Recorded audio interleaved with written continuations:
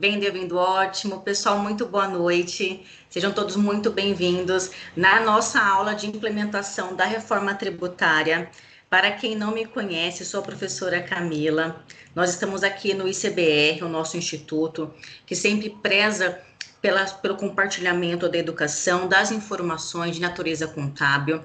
Nós temos aqui também o Paulo, que é do ICBR, temos o Mário também, que vão apresentar para vocês o nosso ICBR. E daqui a pouquinho a gente já inicia. Eu com o professor André. André, muito obrigado por ter aceito o nosso convite. Fiquei realmente lisonjeada. São temas importantes. Nós aqui do nosso comitê tributário, a gente preza muito pelas questões fiscais. Temos a nossa coluna que está semanalmente, quinzenalmente, apresentando as novidades da área tributária. Nós passamos por algumas modificações, nós vamos retomar as nossas aulas, os nossos encontros mensais, para trazer para vocês, que são nossos associados, nossos membros, assuntos da área tributária. Então, a gente vai discutir impostos, obrigações acessórias. Então, para você que não se inscreveu, se inscreva, fique atualizado, que a gente sempre vai trazer situações importantes para vocês. Vou passar a nossa palavra, o Mário está por aqui. Mário, para você apresentar o ICBR. Me fala, por favor, para que eu possa passar a palavra para você e a gente possa dar continuidade no nosso material.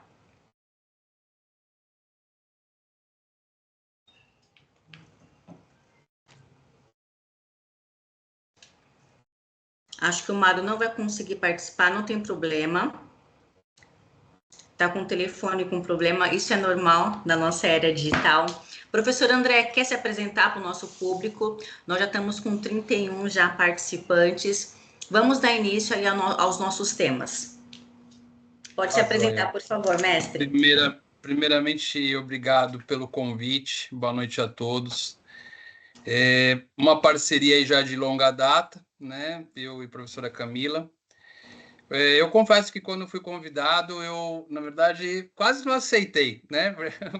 Falando claramente, não pela professora Camila ou, né, por algum outro motivo, mas quando a gente fala em reforma, a gente acaba tendo, né, hoje uma situação bem ampla, né, para abordar.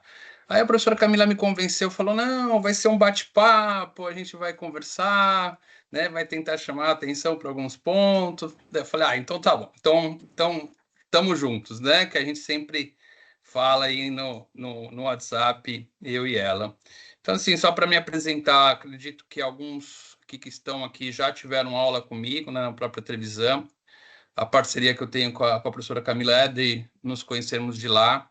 Eu, na verdade, de formação, sou contador e advogado, trabalho na parte tributária, né, desde 2001, muito voltado aos tributos federais, né? A minha grande atuação é na parte dos tributos federais, porque na época, né, eu trabalhei com auditoria, passei por auditorias e a gente tinha uma divisão ali entre os tributos diretos e indiretos, né?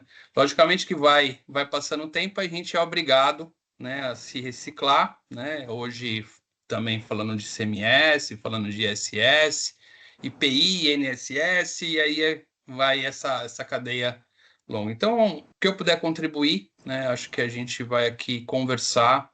Falo muito nas minhas aulas, né? A gente não está aqui para dar resposta final. A gente está aqui para provocar, né, uma situação que às vezes você está ali no teu dia a dia da empresa e não visualizou, não teve tempo, né? A gente sabe que é corrido e que vai ser mais corrido com a reforma, tá? Então vamos tentar desmistificar um pouquinho algumas coisas, né, professora Camila? Tamo junto. Obrigado. Exatamente. Eu que agradeço, André. Pessoal, algumas informações antes da gente iniciar. O nosso curso ele vai ser pontuado no CRC, né? Então, para você que é contador, fez a inscrição, vai receber a pontuação. O certificado fica pronto quando a gente recebe do CFC essa aprovação. Então, vai ter emissão de certificado, vai ser pontuado também. Então, a gente, só para deixar para vocês que vai ter esse tempinho aí, que é o tempo da gente receber o ok do CFC. Nosso curso já está lá para trazer a pontuação. Vamos mandar para vocês também alguns materiais, o material da nossa aula que nós vamos discutir. Vamos mandar para vocês pelo e-mail que vocês se inscreveram, tá bom? Então, Quem quiser fazer alguma observação, um comentário, trazer suas dúvidas também, pode trazer, que a gente vai tentar sanar as dúvidas, vai tentar trazer para vocês orientações importantes para a implementação da reforma tributária. Vamos começar a nossa discussão de implementação trazendo pontos importantes que a gente precisa trazer. Entender que os impactos da reforma tributária, eles já estão reverberando, e não é de agora, nós estamos em 15/4. Até falei com o André hoje, nós tivemos, por exemplo, uma emissão de um comunicado da Prefeitura de São Paulo, já se posicionando, né? A gente tem aqui pessoal de outras cidades, aí cada cidade vai trazer os seus posicionamentos, mas que isso já é uma realidade. A Prefeitura de São Paulo se posicionou no intuito de, olha, nós vamos manter o nosso sistema emissor, mas nós estamos trabalhando já numa forma de modificar os campos. Também tivemos emissões de novos esquemas da nota fiscal eletrônica, trazendo campos para receber os novos tributos. Então, a movimentação técnica, tributária, de tecnologia da informação já está acontecendo. Então, nós vamos trazer para vocês esses pontos, esses insights de crédito tributário, de organização de um comitê, e é claro que vai ser super difícil a gente caminhar com os dois tributos, mas nós vamos ter que recolher.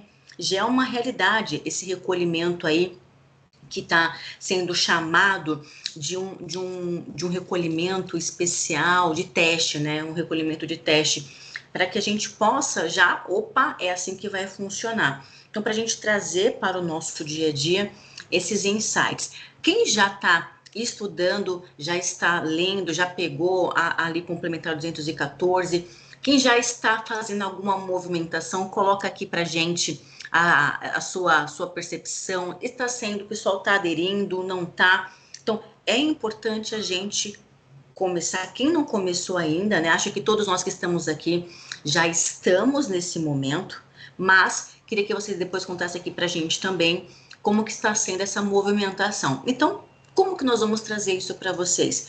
Trazer os impactos, trazer a necessidade de mapear as nossas operações, identificar o seu segmento, ele está dentro dos segmentos especiais, diferenciados, não está? Você já observou se o seu tipo de atividade, ele vai sofrer um impacto maior ou menor? Nós sabemos, é claro, ainda não temos uma alíquota definitiva, né, André?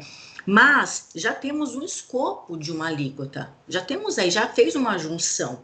Então, vamos trazer, inclusive, esses conceitos para vocês, para ratificar os conceitos, acho extremamente importante. Eu tenho ouvido da sala de aula algumas questões do IPI, que não vai ter IPI, não é bem assim, o IS não vai substituir o IPI, então a gente vai trazer esses conceitos para vocês possam analisar as operações, os processos, chamar pessoal de TI para a implementação dos novos campos, as nossas técnicas já foram emitidas, essa semana temos novas nota técnica, para trazer essa implementação, as mudanças que vão acontecer no SPED, super importante isso, o direito ao crédito, os créditos que nós temos, é importante que a gente entenda como é que a gente vai conduzir esses créditos, como é que eu vou conseguir tomar esse crédito, não vou.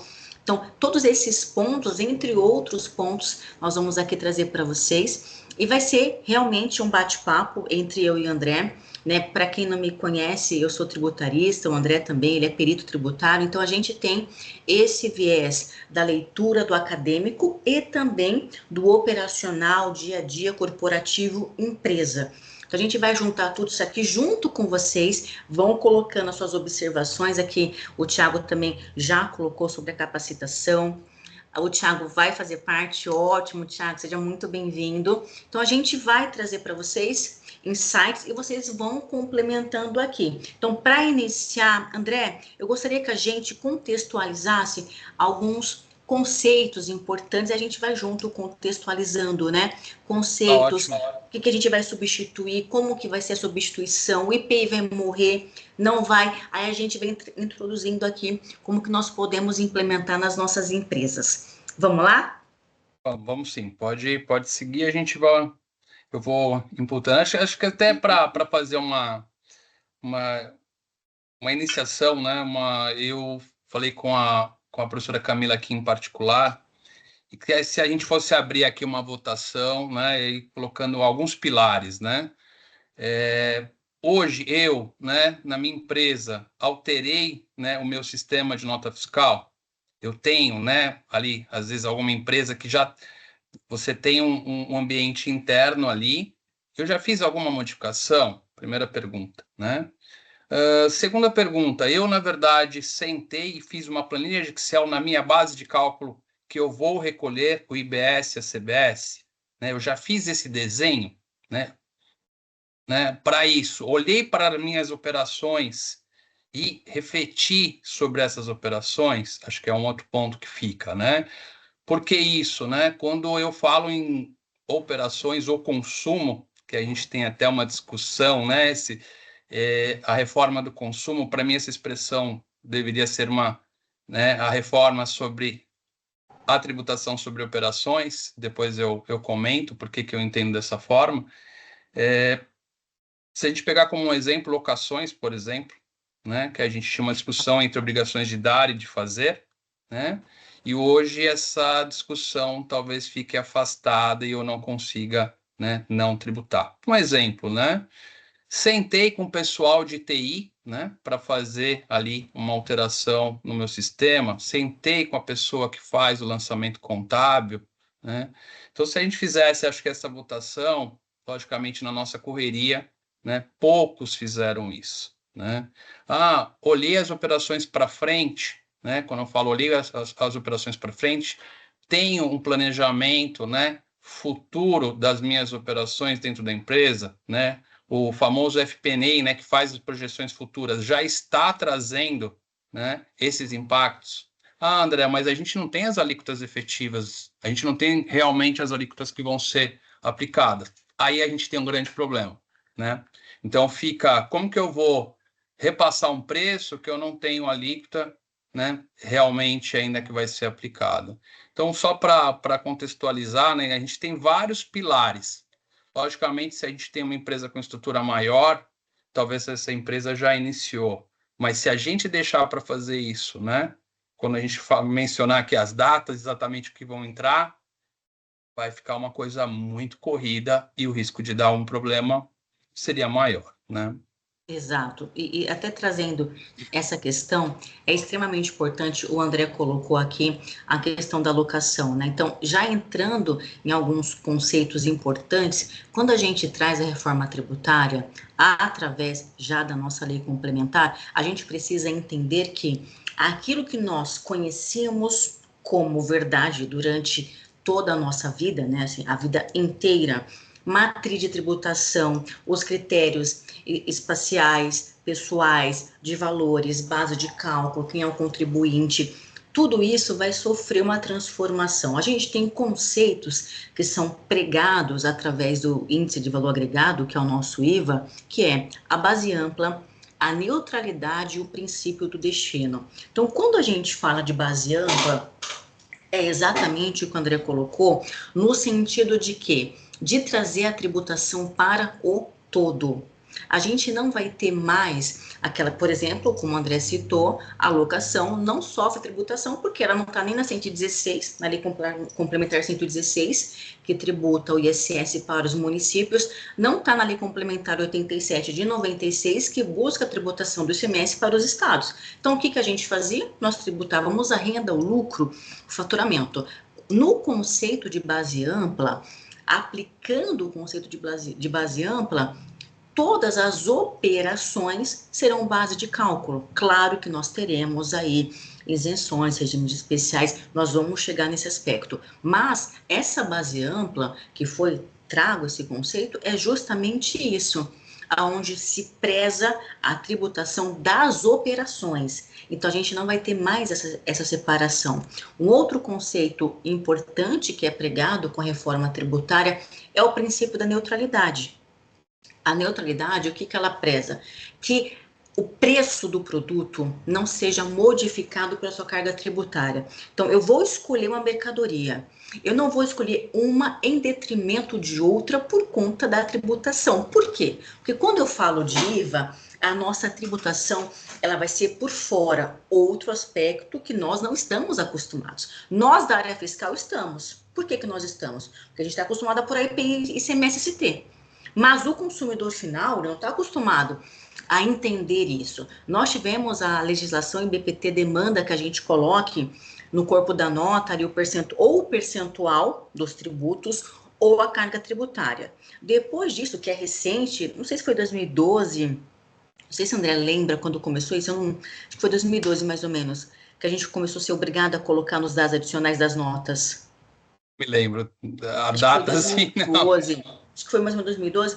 Então, as pessoas, consumidores finais, né, começou a ter isso ali colocado na nota, e foi um susto, né, não sei quem lembra aqui, quem participou mais efetivamente disso vai lembrar, mas não se tem um hábito. Agora, com o IVA, as pessoas vão saber, isso aqui custa R$10, mais R$3,50 de tributo. E a neutralidade, ela vem justamente para isso, para que a gente não escolha em detrimento da carga tributária. Eu quero comer comida tal ou comida tal. Não, eu vou pegar essa comida aqui porque a carga tributária dela é menos onerosa. Então, o princípio da neutralidade é isso, é algo, quando a gente busca, né, neutro, o que é neutro? Neutro, quando a gente olha, né, o detergente neutro, ele é neutro, ele não tem cheiro, ele é transparente. Então, a neutralidade é aquilo, ela não vai te impactar. Você não vai escolher uma mercadoria por conta do tributo, e nós sabemos que hoje não é bem assim. Por mais que a gente tenha o princípio da seletividade aplicada aos itens essenciais ou não essenciais, a gente observa, a gente tem até um movimento que é o Tax Thinking, né? Que ele mostra a tributação mais onerada para itens destinados às mulheres. Então, a neutralidade, ela está sendo pregada também na reforma tributária, no intuito de quê? De não trazer a questão do valor, do ônus, para que a pessoa não use isso no momento de decisão. Então, essas questões da neutralidade, do destino, que também vai ser colocada, que é a tributação, o produto, né, da arrecadação, vai ser sempre direcionado a este tipo de ente federativo, diferente do que a gente tem hoje também. Então, a gente vai ter aqui outras questões para observar a quem é devido o tributo. Nós fazemos isso hoje lá nas exceções da 116, né? E é uma onde que é o devido o ISS? O ISS é devido ao local do prestador, exceto as exceções lá do artigo 3º, né, do anexo 3, artigo 3º da 116. Mas quando a gente olha agora para a reforma tributária, a gente tem que observar o que é considerado o local da operação. Porque aí a gente vai observar aonde vai ser devido o tributo. Então, essas questões são extremamente importantes, esses conceitos, para que a gente possa vir trazendo para o nosso dia a dia essas diferenças. André, não sei se você observou também, né? Vamos trazer isso aqui para o nosso pessoal, a questão do IPI, né? Que a gente tem, o IPI é mal falado, né? Agora ele tem um parente, que é o IS. Então, para as empresas que são contribuintes do IPI, como que vai ficar esse IPI? Como que é o IS, né? Vamos contextualizar um pouquinho do IS para o pessoal, para vir trazendo esses conceitos, para depois a gente entrar aí na formação de um comitê, de um grupo de estudos, um grupo de implementação. Aí o nome a gente pode escolher, mas que é preciso essa reunião multidisciplinar para trazer a reforma tributária, né? O que eu acho que assim que é importante contextualizar, né, aqui em relação a tanto o IS como o IPI, né? Primeiramente, quando a gente fala do IPI, o que se vendeu desde o início é que a gente não teria mais o IPI, né? Então, essa não é uma verdade, né? E se a gente quiser de uma forma objetiva, né, falar do IPI, a gente precisa entender que não vai ser todas, né, as operações, né, que eram tributadas do IPI que vão ser, né, colocadas como alíquota zero. Aonde que eu vou ter ali uma diferenciação? Zona Franca de Manaus, né? Então, se eu tiver uma operação dentro da Zona Franca, essa operação continua ainda sendo tributada, né? Então, eles, mas faz sentido, né? Qual que foi por que se chegou a essa conclusão, né? Porque ali, né, eu tinha operações, né, incentivadas no Brasil todo, ali não necessariamente, mas era feito muito tudo que se tentava buscar, né, de tirar o valor, né, do que era tributado, ele teria um impacto direto na minha alíquota global. Quando a gente fala que eu falo alíquota global, é a soma do IBS mais CBS, que hoje, né, a gente está trabalhando em 26,5, uns falam 27, outros falam, né? Então vamos trabalhar aqui com 26,5, né? E se eu tiver, né, uma discussão, né, que eu quero, né, deixar de tributar uma determinada operação, isso foi visto, né, foi feito contas, né, para que eu chegasse e falasse assim, eu posso, né, dar essa alíquota zero para essa determinada atividade e tem situações que eu não posso. Então, se chegou à conclusão, né, que, por exemplo, dentro da Zona Franca de Manaus não era possível, né, colocar uma alíquota zero ali para o IPI, né, então a gente vai ter que conviver sim com o IPI. Quando eu falo em imposto seletivo, né, uns falavam que ia substituir, mas o intuito do imposto seletivo, né, ele tem uma especificidade, né? Produtos prejudiciais à saúde, prejudiciais ao meio ambiente, né?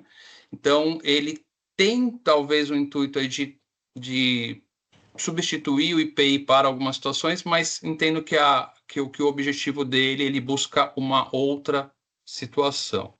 Tá.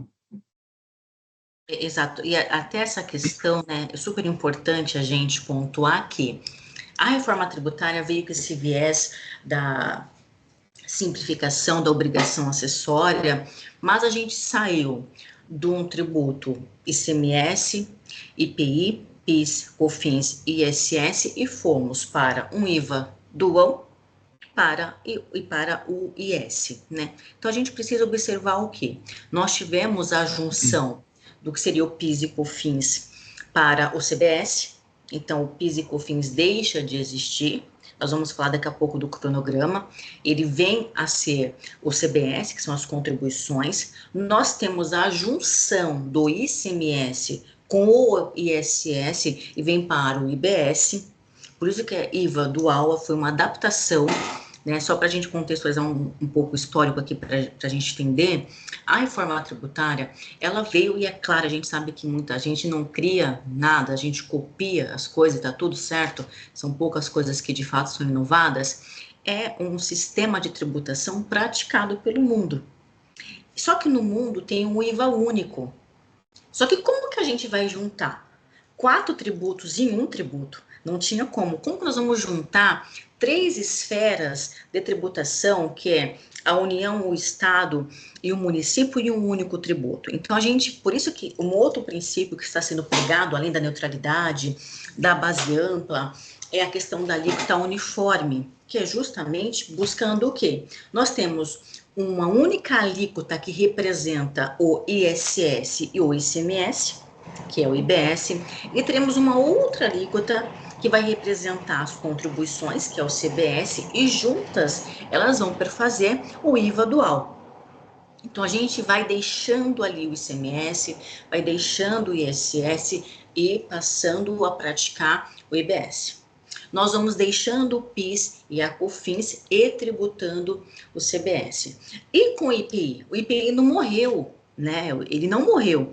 Às vezes vê alguns fóruns, algumas discussões, não, o IPI ele foi desidratado, digamos assim, né, André? Ele vai continuar existindo. E aí a gente... nas tabelas você já vê a partir de 2027 que ele não, né, algumas pessoas colocando ele como alíquota zero, mas a gente falou agora há pouco da exceção, né? Exato, e aí, como é que fica? A nossa Zona Franca de Manaus, ela é enorme, a gente sabe, a gente tem vários estados contidos, então o IPI, ele vai continuar existindo, então ele não deixou de existir. E vem o IS, que aí é uma super discussão também, porque, que nem a André colocou, ele busca a não tributação dos itens que ferem a saúde e o meio ambiente. E aí tem discussões, grandes discussões acerca desse tema, que o que interfere na saúde, o que não interfere. Então, são conceitos importantes para quê? Vamos chegar lá, né? Aonde que está a sua empresa dentro desse contexto? Onde que está a sua empresa neste momento dessa reforma tributária? Qual que é o regime que ela está? Qual que é a operação que ela tem? Ela tem operações que estão acobertadas ou não estão acobertadas por determinado tipo de benefício. Qual que é a sua carga tributária? Como o André colocou, as alíquotas ainda não estão definidas, mas nós sabemos que nós temos o PIS e COFINS dentro do CBS, o ICMS e o ISS dentro do IBS, e aí a gente passa a ter um IVA dual. O IPI vai ser zerado, com algumas exceções, e temos o imposto seletivo. Ok, dentro desse contexto, observando o conceito da base ampla, observando o conceito da neutralidade, observando o conceito do destino, que é um ponto extremamente importante, porque a gente vai entender que vai tributar a partir da definição do local da operação. Então, nós temos lá dentro da nossa legislação, da nossa nova legislação, diversas especificações de local de destino, tanto para bens, serviços. Então, é preciso que a gente observe isso e olhe para as nossas empresas. Entender quem é a nossa empresa. E entender que também teremos aí uma discussão com relação à distribuição desses recursos, porque hoje como que nós apuramos o nosso ICMS? Nós apuramos o ICMS de acordo com o regulamento do ICMS do Estado, claro, pautado lá dentro da 87 de 96, né? Quem meu aluno sempre fala, né? A gente tem uma legislação mãe, que é a do ICMS, que é a Lei Candir 87 de 96, ela está aqui no topo e os estados vão ali construindo seus decretos estaduais, seus regulamentos de ICMS, pautado na 87 de 96, ponto. Com o ISS, a gente tem a Lei Complementar 116, que é a lei nacional, e os municípios ali vão criando os seus regulamentos municipais. Ok, e a gente recolhe de acordo com o que o município e o que o estado demanda.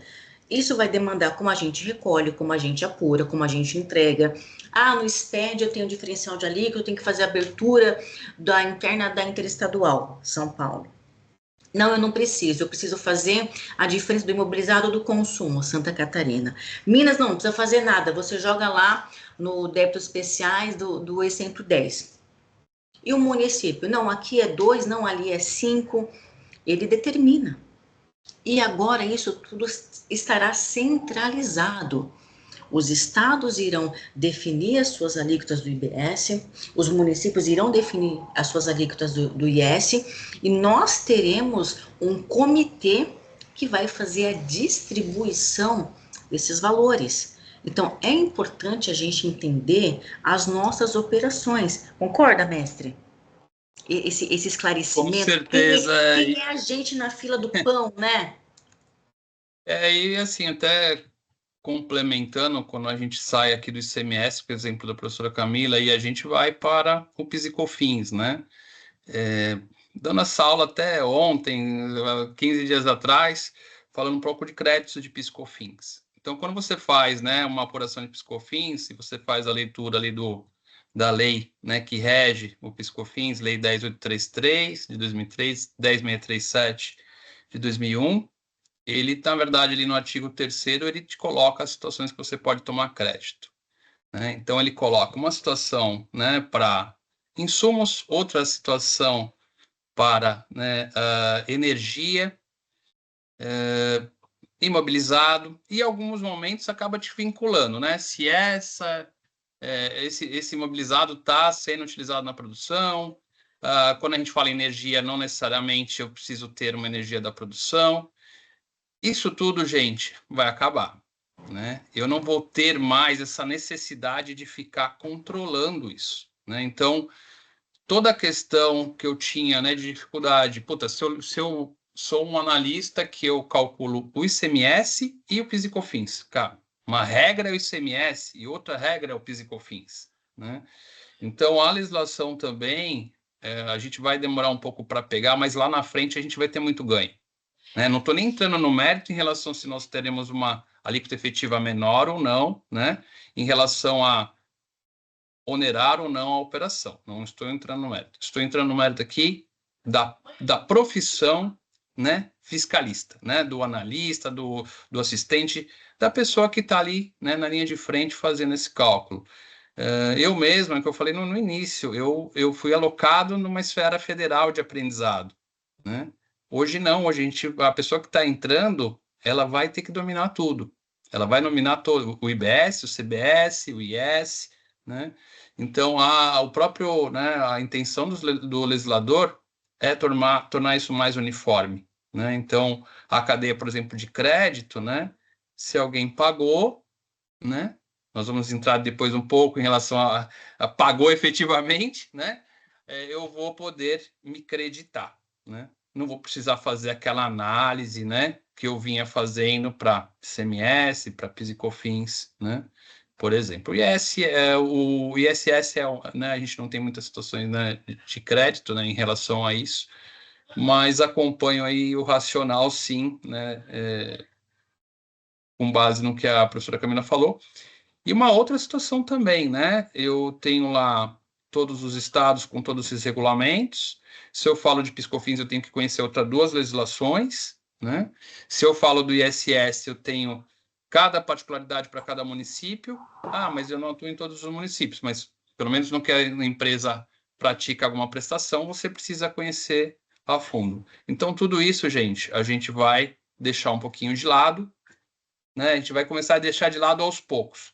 Na hora que tiver todos esses dois tributos, o IBS e CBS, que são os principais, de certa forma, a gente vai ter um pouco mais de tranquilidade para questões divergentes, né? A gente vai acabar um pouco com as divergências, tá?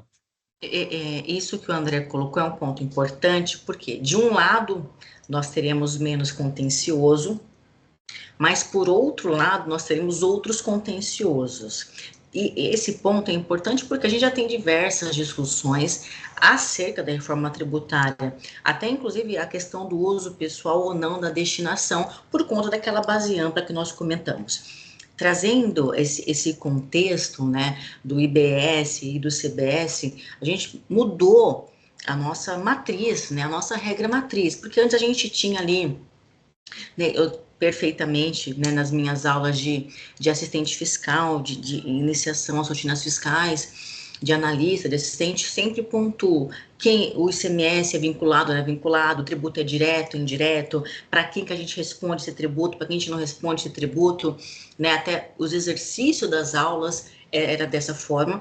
E dentro das nossas empresas tem essa divisão, né? Normalmente tem essa divisão. A pessoa que apura o IPI nem sempre é a mesma que apura o ISS, a pessoa que apura o ICMS, às vezes não é a mesma que apura o PIS e COFINS, porque precisa ter contato com a contabilidade.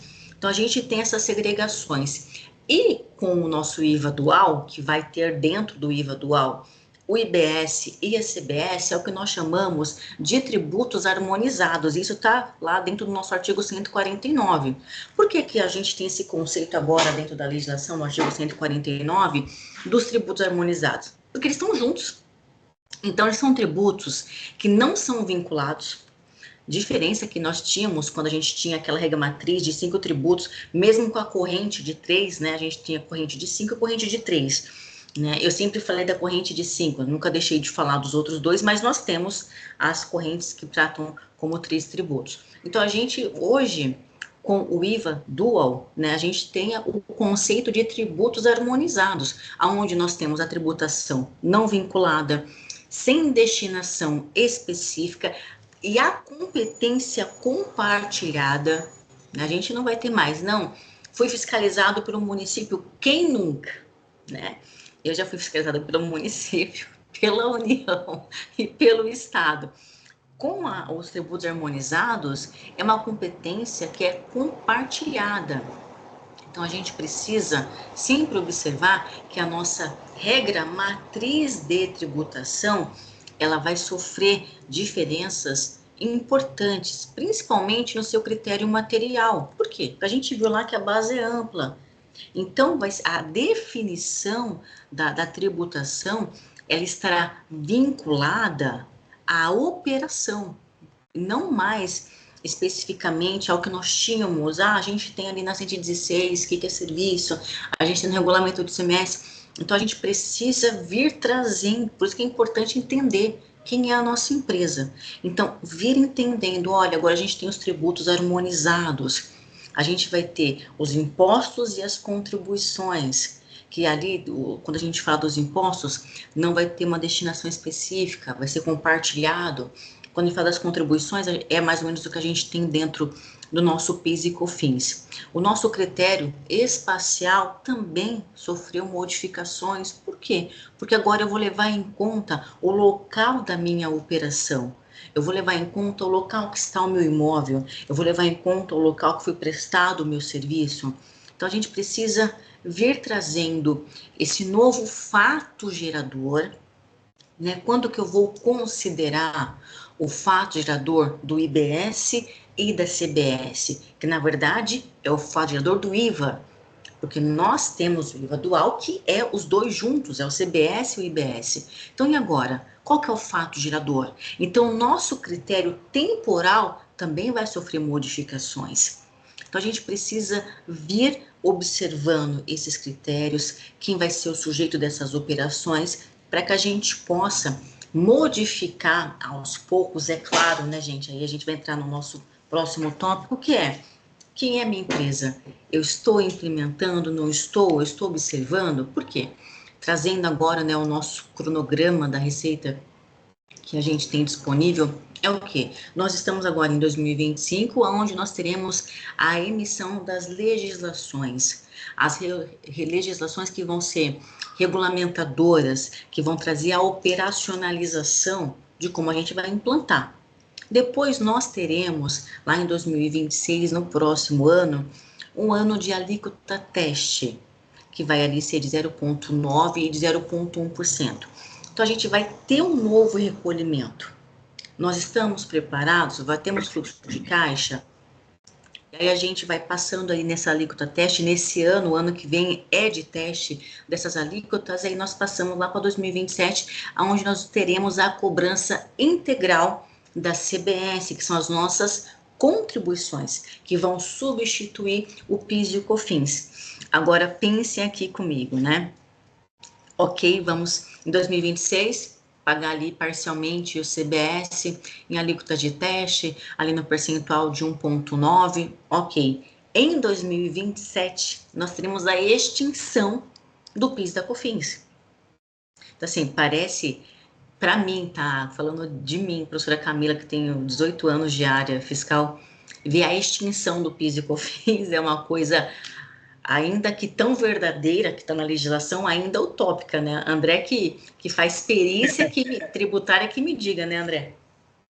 Eu acho que assim, né? Até outro dia eu fiz um comentário, estudo PIS/COFINS desde 2001, né? Quando ainda eu entrei depois da 9.718, que era a lei que só tributava, né, a cumulatividade, 3% para o COFINS, 0,65% para o PIS, né? E acho que é o que é interessante, né? Quando, apesar de eu extinguir, né, que é um tributo que eu tenho muito conforto a falar sobre ele, o PIS e COFINS, eu acabo afastando certas, né, divergências em relação a decisões jurisprudenciais, né? Então, se você for ver de 2001 até hoje, muito se evoluiu, a jurisprudência muito evoluiu, né? Então, a gente tem o conceito da essencialidade, né, do que é o meu crédito sobre algo que é essencial, né? Então, se eu fosse lá atrás, né, no início, lá nos anos 2002, 3, 4, né, praticamente era algo super engessado que as empresas tinham medo de tomar crédito, né?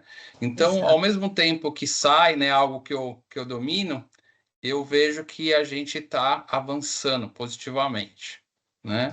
Então, a Esse gente teve, tempo né, mudou, né, o André, para a trabalho, gente ter, né? o trabalho muito grande dos advogados de todos esses 20 anos para que a jurisprudência realmente evoluísse. Só que hoje a gente vai ter algo ainda melhor. A gente vai ter algo que eu não vou ter o fiscal baixar na minha empresa, né? Se eu estou tomando um determinado crédito que, no ponto de vista dele, putz, não é defensável dentro da cadeia, né, de produção, isso vai estar afastado, né? Eu não vou ter mais essa divergência, eu não vou ter mais um receio de uma interpretação que eu aqui empresa estou dando, mas a fiscalização sempre enxerga de uma forma diferente, né? Então, eu entendo assim, muito positivo, né? Apesar da extinção, como a Camila falou, né? A gente tem 2025 ainda para falar do PIS e COFINS, e 2026, né? Realmente ainda vai ser o último ano, né? E 2027 acabaria.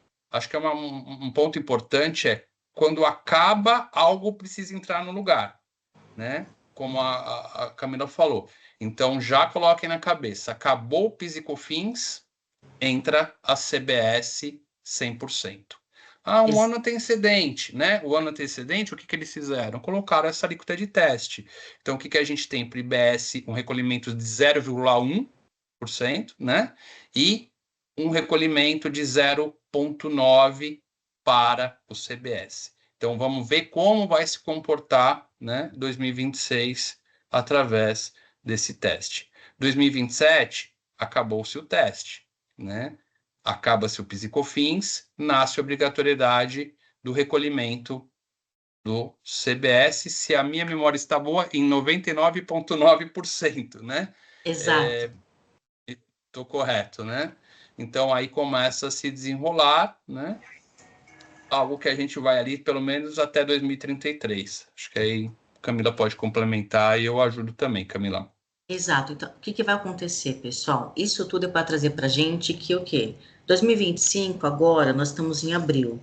Emissão de nota técnica, emissão de ienes, emissão das normas reguladoras. 2027, a gente já entra com a extinção do PIS da COFINS e a implementação total do CBS. E também não podemos esquecer que nós teremos a instituição do IS em 2027. E aí o IPI já vem e já vai a zero, exceto na Zona Franca de Manaus.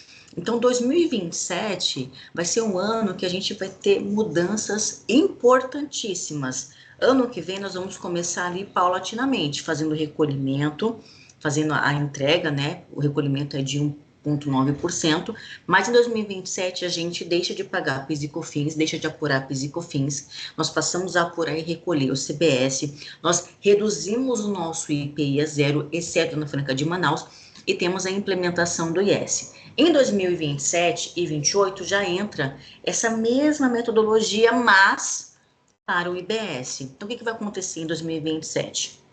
Nós teremos a mesma coisa, um período de teste de recolhimento de um percentual bem abaixo, 0,05 do IBS, observando o município e também o estado, e ali de 29 até 32 a gente vai fazendo a transição do ICMS, do ISS para o IBS. Então a gente vai ali migrando em 2029, 2030, 31, 32 até chegarmos em 33, aonde vai se extinguir totalmente o nosso ICMS, o nosso ISS, e claro, chega na totalidade ali do nosso IBS. Então, esse cronograma, ele já está em andamento. A gente tem notas técnicas sendo emitidas, mudança, abertura de campo em nota fiscal, XML, mudança em SPED. Então, é preciso a gente levar esse assunto para dentro de casa, primeiro, observando as nossas operações. Aí vamos entrar agora um pouquinho, né, nessa questão dessa formação deste comitê. E é claro que no que nós vamos trazer aqui para vocês são insights e orientações. Posto todo esse conceito, o que eu estou fazendo dentro de casa? Eu já estou estudando, meu time está, quem é gestor da área fiscal, quem é dono de escritório, né, o nosso grande público do ICBR, temos muitos donos de escritórios de contabilidade, eu estou formando times que estejam preparados para implementar, porque hoje não parece, isso vai acontecer, porque a gente só tem agora as emissões das legislações, mas isso vai se tornar real daqui a pouco, ano que vem, com novos campos para receber o CBS. Pode falar, mestre. Acho que só um complemento que é interessante, quando a gente começa a falar, né, em 27, que eu, na verdade, acabo com PIS e COFINS e coloco a CBS, e a Camila chama a atenção um pouquinho mais à frente, que ele, né, começa a fazer a mesma coisa com o IBS em 2029, só para ficar bem assim, gravado, né? Que o André gravou na cabeça para ele não esquecer, né? Ele A partir de 29, se começa, né, percentualmente a diminuir o recolhimento do ISS e de ICMS, numa carga ali de 10%, né? Então, o que eu vou cobrar? Eu vou cobrar só 90% daquela alíquota que está sendo aplicada, né? E, do outro lado, eu começo a trazer o IBS em 10%. Então, ano seguinte, 20%, né? Então, eu tenho sempre o casamento, né? 90-10, 80-20, 70-30, né? Acho que, se eu não me engano, acaba no 60-40, né? Então, justamente quando eu olho essa grade, é que eu vou, aos poucos, né? Substituindo. Então, se abaixa os vigentes, né? E se aumenta os novos gradativamente até 2033, tá? Faz esse Exato. complemento. E é importante a gente observar que, se eu sou contribuinte hoje, né, a gente sempre separa a receita, o faturamento, vou tributar PIS e COFINS e IRCS, e a depender da minha operação, vou pagar IPI, ICMS ou ISS, com a base ampla, com o princípio, essa junção de base ampla, neutralidade e princípio do destino, eu preciso observar que eu não tenho mais os mesmos critérios para tributar. Então, eu preciso entender o que eu vou passar a tributar. Então, no próximo ano que eu vou passar a fazer o pagamento, a apuração, né, o recolhimento, de forma respectiva ali do CBS, em percentuais abarcando as nossas operações, como que eu vou apurar? Eu já fiz essa organização financeira? Aí vem o ponto que eu quero trazer para vocês, que é o impacto dos novos tributos no nosso dia a dia. Como que eu vou organizar a minha empresa? Aí, primeira pergunta que eu trago para nós aqui dentro de casa. Eu já entendi os conceitos da reforma tributária? Eu já observei que tudo aquilo que nós conhecemos vai sofrer uma modificação? A minha empresa é contribuinte de qual tributo? Eu estou dentro de algum tipo de regime especial, diferenciado? Porque a gente mudou isso, né? E foi uma proposta da reforma tributária de trazer a equidade, de trazer a sinergia da tributação. Eu estou observando qual é a minha operação. Exemplo, se a sua operação era uma operação, exemplo, de locação, ela não sofreu ônus da tributação, nem de 5%, nem de 18%, nem de ICMS, nem de ISS. Ela ficava ali pagando tributos sobre o faturamento. E agora? Você está fazendo esse cálculo? Quem é do Simples Nacional, que era um ponto que eu queria trazer também aqui. Tem empresas, tem pessoal que trabalha aqui em empresa do Simples Nacional? Coloca aqui no chat pra gente fazer. A Lucinéia falou que travou. Lucinéia, tá travado ainda, minha querida, por favor? Perdão, não vi antes.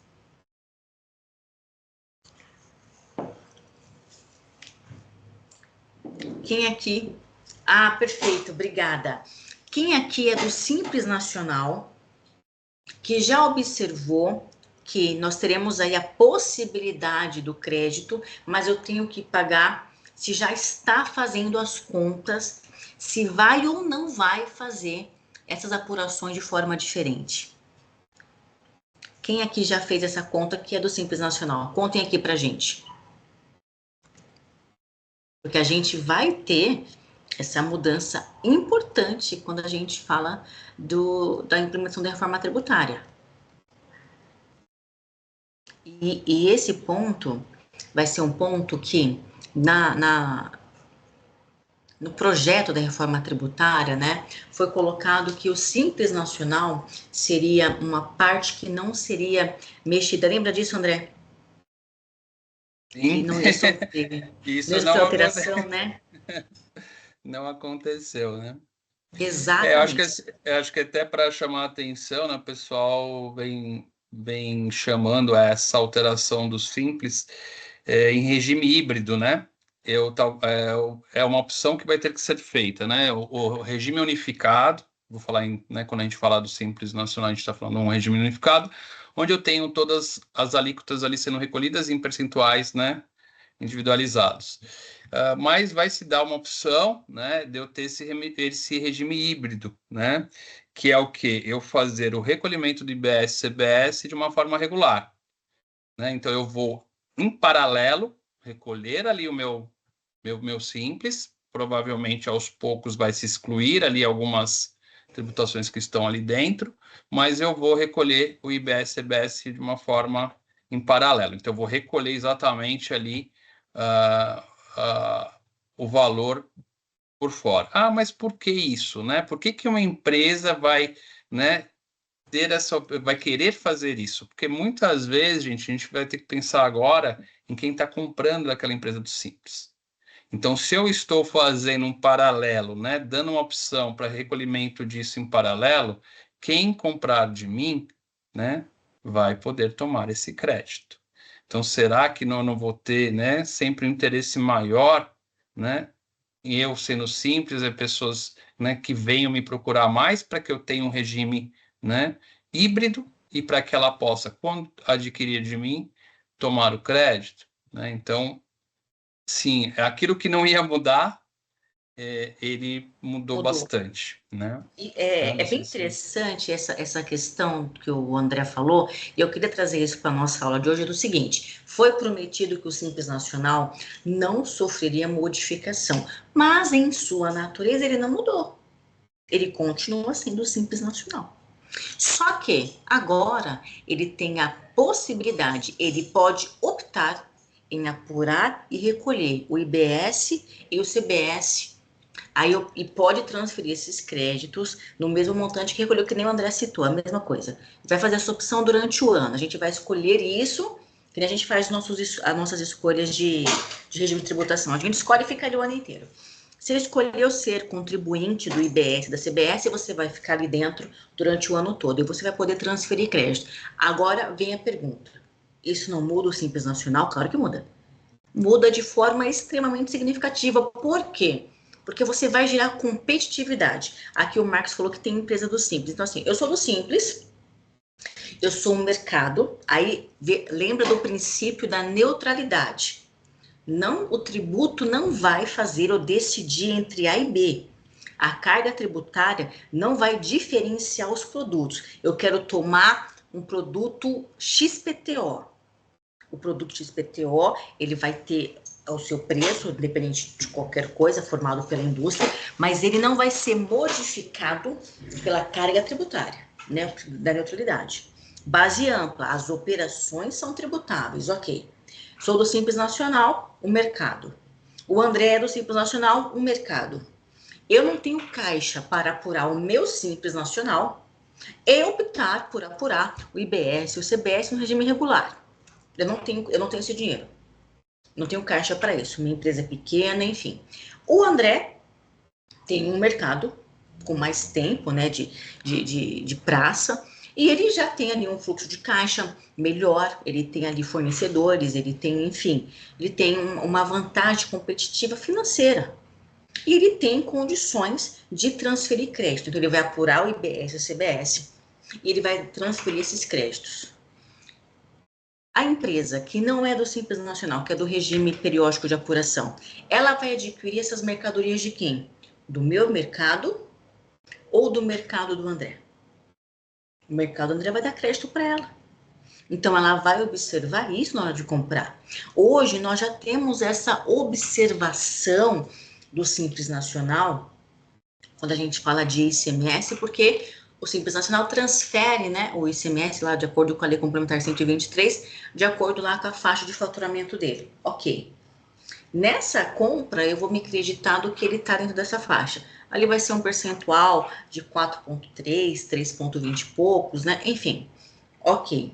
Só que em contrapartida, se eu for comprar esta mesma mercadoria de um outro RPA, eu vou ter o crédito a 18%, 19%, 20%.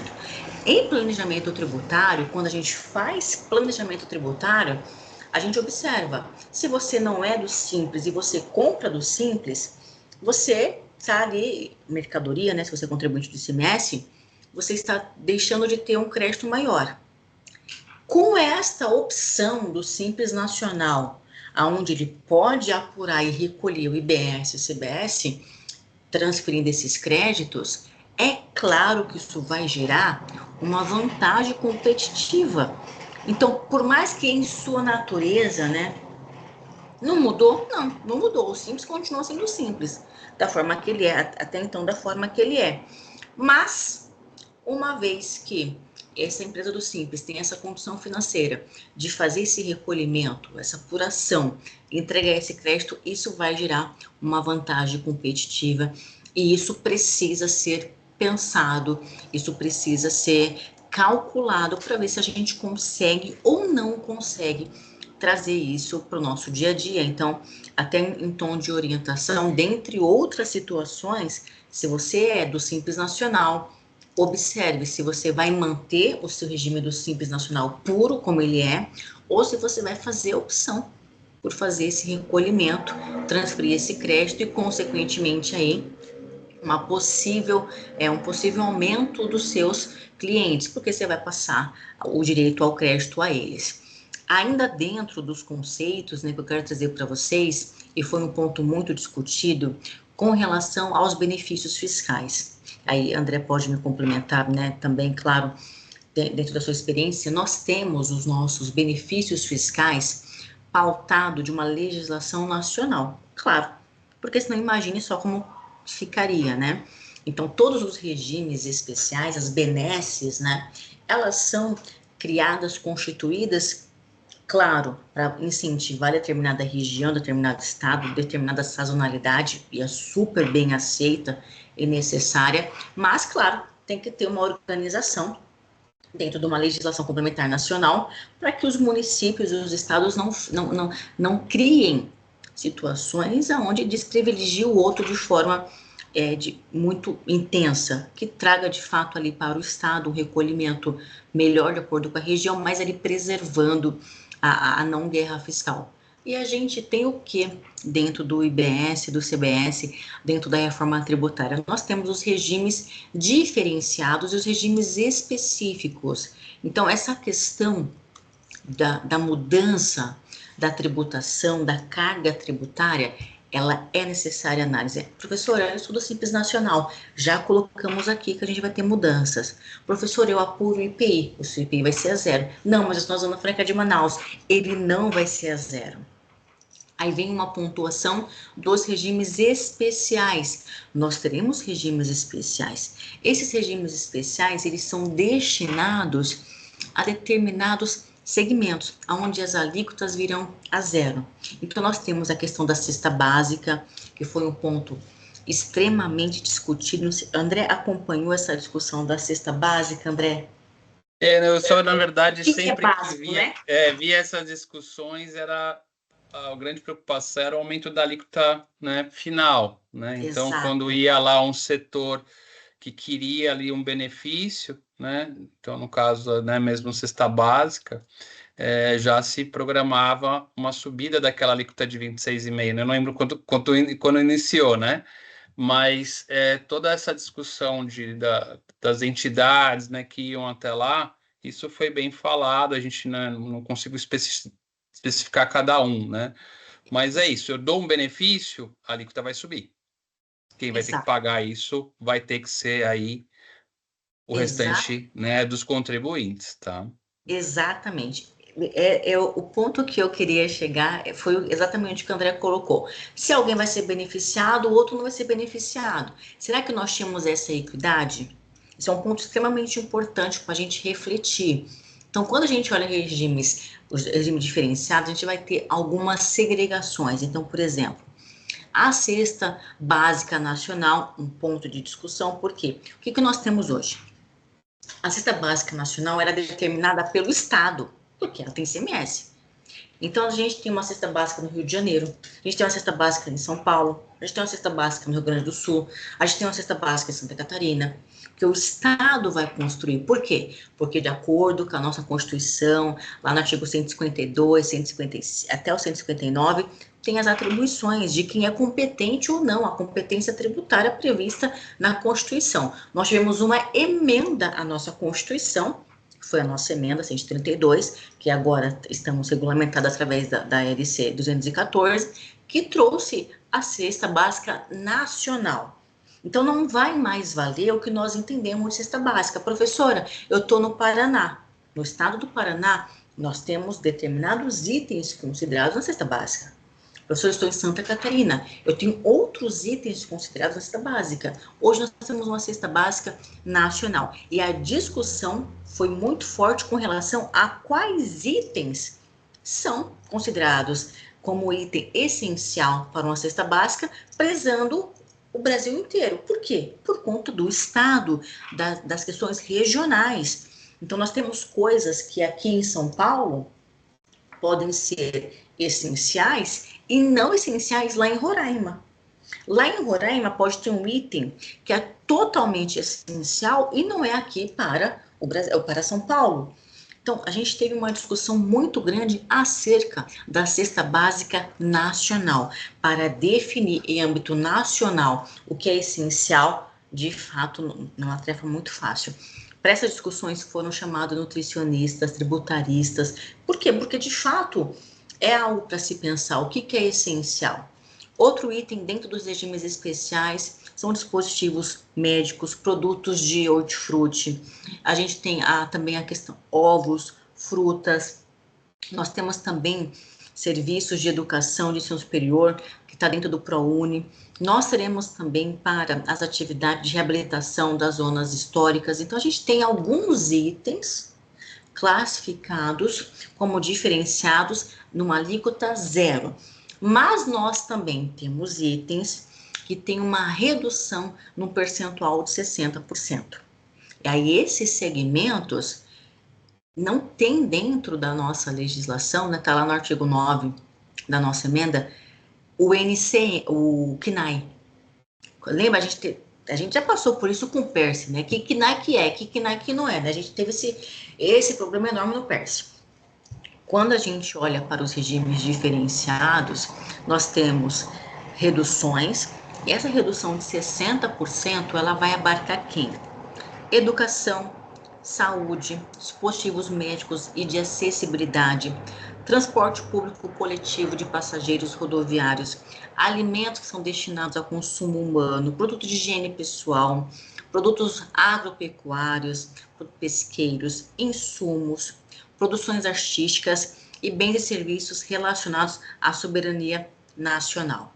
Temos um outro grupo dentro dos regimes diferenciados que vão ter uma redução de 30%, que são as prestações de serviço de profissão intelectual, né? É o que a gente conhece hoje de profissões regulamentadas, que vai ter uma alíquota reduzida em 30%. Então, aqui quem vai estar?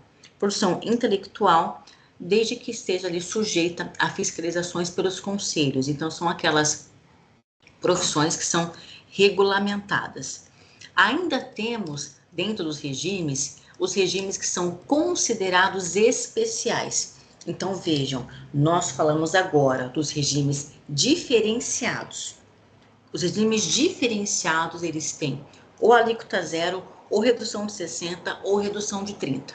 E agora nós temos os regimes considerados específicos. Por quê? Por que a gente tem os diferenciados e a gente tem os específicos, né?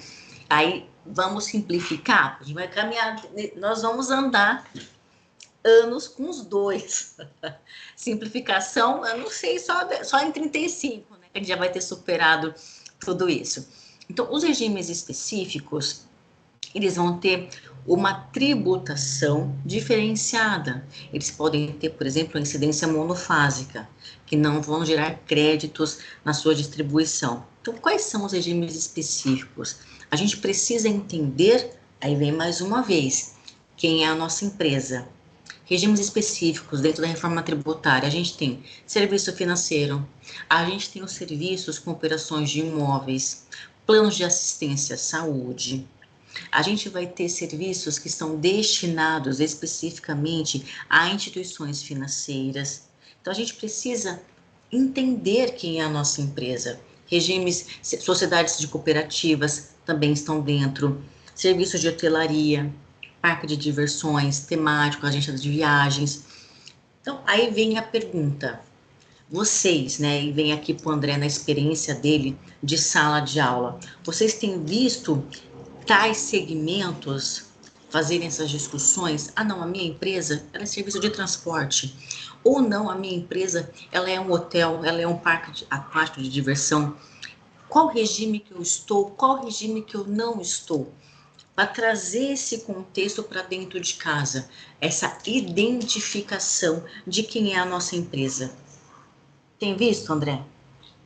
Olha, todas as vezes que eu, pelo menos, menciono isso em aula, né, eu não tenho, sim, tido um retorno, né, mesmo por atuar hoje com a perícia, eu acabo pegando coisas mais antigas, né, então eu acabo tendo muito mais ajuda dos alunos em relação ao que está sendo feito nas empresas, né? Ah, eu já tenho uma modelagem financeira, não tenho. Eu olhei para essa atividade, eu sou hotelaria, né? Eu fui, né? Eu olhei exatamente se eu vou ter um benefício, né? E acho que uma situação antecedente, né? O quanto, né? O setor de hotelaria, quem que ele mandou lá no Congresso, né? Negociar esse tipo de redução, né? Então, quais foram as entidades? Eu acho que isso é um acompanhamento, né? Quando a gente tem esse olhar como tributarista, né? De falar, isso acontece, gente. Né? Eu mandei alguém lá junto ao deputado, não é um lobby que a gente está fazendo, não. Mas eu sou né, uma atividade, o qual existia um benefício, o qual eu tinha uma tributação específica, e dependendo se eu não tiver qualquer benefício agora, eu não sei se minha atividade para de pé. Então, em que momento que eu tenho que fazer isso, né? Quando a lei complementar, né, ela já foi promulgada? Não. Quando eu tenho ali, né, uma situação inicial. Então, eu não tenho, assim, pelo menos tido esse retorno, tá, pelo menos assim, da parte dos alunos. Posso até provocar mais, tá, para que a gente traga depois isso aqui. E assim, né, quando comparando aqui com aqueles regimes que a gente tinha situações específicas, não necessariamente quando a gente fala piscofins monofásicos, né? Monofásicos de piscofins é perfumaria, refrigerantes, autopeças, né? Então, dentro do que você acabou de falar aqui, eu não tenho exatamente uma situação paralela, né? Então, foi uma outra situação que foi desenvolvida para falar, ó, essa minha atividade precisa parar de pé. Um exemplo clássico aqui, ProUni, né? Então, eu tenho ali entidades, né, as faculdades, que, pô, esse ProUni é uma redução absurda, né? Então, Exato. é isso que eu preciso entender um pouco, ter um pouco mais de feeling, né, que eu acho aí, entender um pouco a atividade, né, exatamente, tá? Exato. Justamente para entender o impacto que a gente vai ter ou não vai ter. Ainda dentro desses conceitos, né, de regime especial, de regime específico, né, da gente entender que se eu estou dentro de uma empresa de regime diferenciado, me contem aqui quem tem empresa que está dentro do regime diferenciado a 60%. Educação, saúde, serviços médicos, medicamentos, cuidados de saúde, alimentos, produtos agropecuários, insumos, produções agrícolas. Alguém está dentro de alguma das empresas de vocês está dentro dessa alíquota reduzida de 60%? Depois vocês colocam aqui para gente. Ou de 30%, né? Que somos aqui a gente que é regulado pelo regime, pelo conselho de classe. Ou regimes especiais, que podem ter aí, por exemplo, no combustível a gente vai ter a incidência monofásica, nos serviços que são financeiros, de assistência também de saúde, concurso de prognósticos, nós teremos diferenças também nas regras de creditamento. Nós temos também, dentro dos serviços financeiros, serviços que vão ter a sua carga tributária ainda mantida. Então, é preciso a gente olhar dentro de casa, né? Olha aqui o Fabrício perguntando se os planos de saúde vão entrar na redução de 60%. Eles vão entrar na redução de 60%. A Receita ainda não disponibilizou uma listagem formal dos NCMs que vão entrar dentro das atividades. Eu passei por dessa questão da inclusão da atividade de saúde com as atividades de academia, se ia entrar ou não ia entrar dentro do regime diferenciado. Então, muitas classes estavam entrando na Receita Federal, isso até é um ponto positivo para nós. Nós tivemos muitos advogados tributaristas, contadores tributaristas, que foram buscar dentro da Receita Federal a participação de fato, buscando a inclusão de outros segmentos que podem ser considerados ou não com essa questão dessa redução, que é uma redução muito importante, 60% abate mais da metade da base do nosso fato gerador.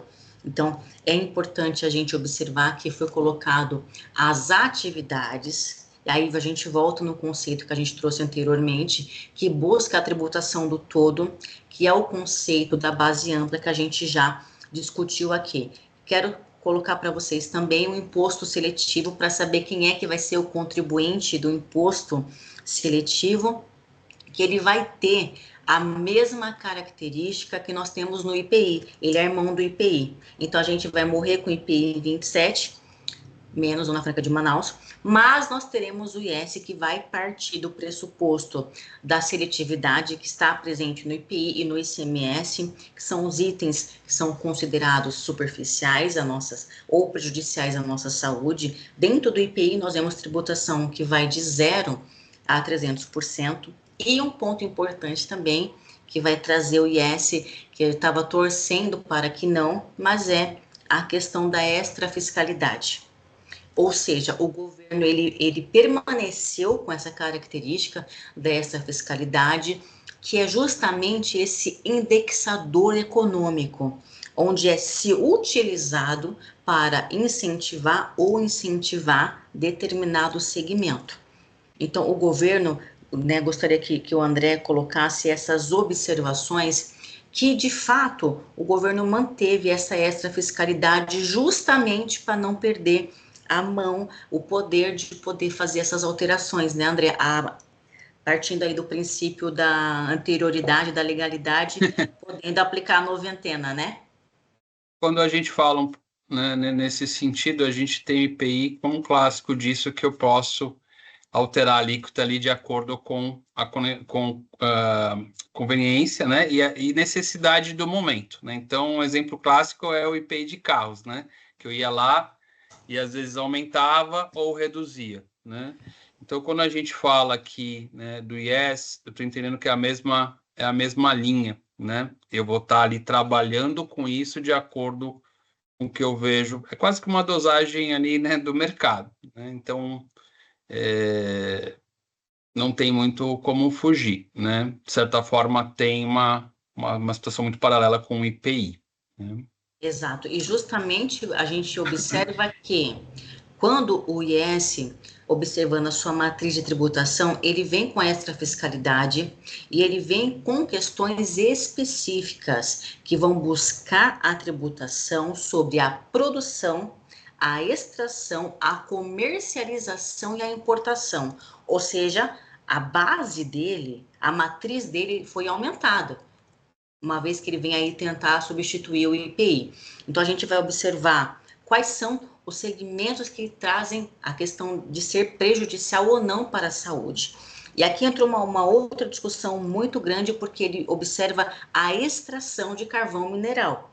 Eu não sei se tem alguém aqui dentro deste segmento, mas a extração de carvão mineral, ela tem uma utilização que não é maléfica à saúde. Então, isso estava sendo discutido. Então, a gente precisa observar as bebidas alcoólicas, bebidas açucaradas. Isso é prejudicial à saúde, não é? Então, a gente vai ter essa tributação, e aí já tem base de contencioso tributário, a gente sabe. Não temos ainda as definições inteiras da matriz de tributação do IS, aí volta para dentro de casa. O que a gente quis trazer para vocês é: você vai ser o contribuinte do IS? Você tem algum tipo de material que é considerado dentro do IS, dessa nova lei, novo, né? Porque o IS ele não existia, ele foi criado. Você tem algum tipo de item que é considerado prejudicial à saúde? Não importa se você produz, se você extrai, se você comercializa ou se você importa. Então, isso é um ponto bem interessante no momento que a gente traz o IS. Trazendo para dentro de casa, o que eu quero trazer para vocês agora é o seguinte: vocês estão trazendo essa reforma tributária para dentro de casa? Já existe dentro da empresa de vocês um comitê? E aí vem os pontos que nós queremos trazer para vocês da formação deste comitê da reforma tributária. A Regiane colocou aqui para gente que ela tem a redução, que já colocou até a base legal lá na LC 214. O Marcos colocou que trabalha com retenção, já está se atualizando, né? Ótimo, muito obrigada. Justamente por isso, a gente precisa entender. Então, a questão que eu quero dizer para vocês é a formação do comitê dentro de casa, a observação de quem é a empresa de vocês, né? Isso vai onerar, não vai onerar? Então, é importante a gente definir qual é a nossa empresa, qual é o nosso segmento. É importante a gente definir quais são as operações nossas que vão ser alteradas. Eu preciso fazer aí, talvez não uma segmentação de times, né? A Regiane, ela é gerente tributária, pode até colocar para a gente a metodologia que ela está aplicando, porque é uma realidade. Saiu as NTs agora, né? Semana passada saiu o NT, hoje saiu São Paulo falando o que ele vai fazer na nota fiscal.